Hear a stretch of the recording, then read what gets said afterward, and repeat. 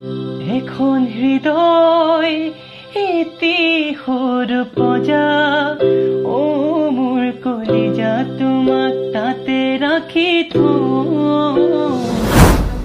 বিশালে বাৰু কৰবাত নিজক চিনি পোৱাটো ভুল কৰিলে নেকি?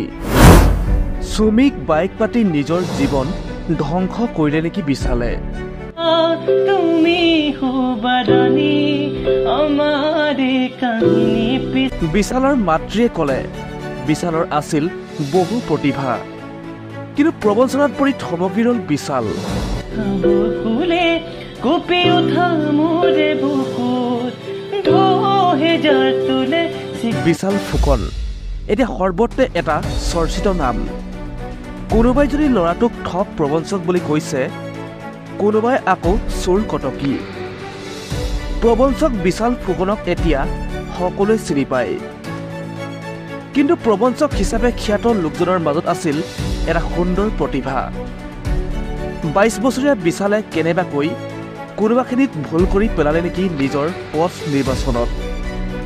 কৰি গ'ল এটাৰ পিছত আনটো ভুল, যাৰ বাবে আজি এই কম বয়সীয়া যুৱকজন ডাঙৰ অপৰাধী হিচাপে পৰিচিত হ'ল।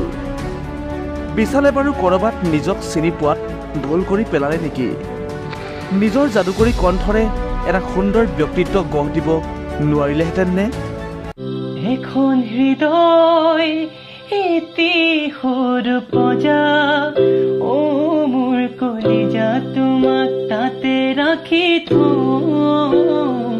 মই হম ৰজা তুমি হবাৰানী আমাৰ কাহিনী পিছত পুনা দুটি তুমি চালে দুচকুলে নামে বৰ খাব কুলে কপি উঠা মোৰে বুকুত 2000